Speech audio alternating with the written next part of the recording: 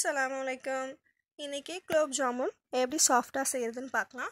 அதுக்கு நான் MTR gulab jamun mix எடுத்திருக்கேன். அதில் கொஞ்சமாக பால் தெளித்து நெய் ஊற்றி சாஃப்டாக பெனஞ்சு எடுத்து வச்சுக்கலாம். ஒரு பவுலில் 2 கப் சர்க்கரை 2 கப்பு தண்ணி ஊற்றி நல்லா கொதிக்க விட்டு பாகு பதத்தில் இறக்கி வச்சுக்கலாம். இந்த பெனஞ்சு வச்சுருக்க மாவை சின்ன சின்ன உருண்டைகளை விரிசல் இல்லாமல் உருட்டி வச்சுக்கலாம். ஒரு கடாயில் எண்ணெய் சூடாயிட்ட பிறகு இந்த உருண்டைகளை போட்டு பொன்னிறமாக பொரித்து எடுத்துக்கலாம்.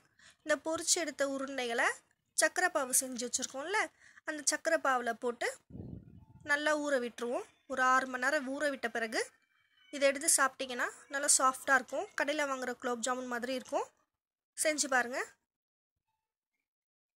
தேங்க்யூ.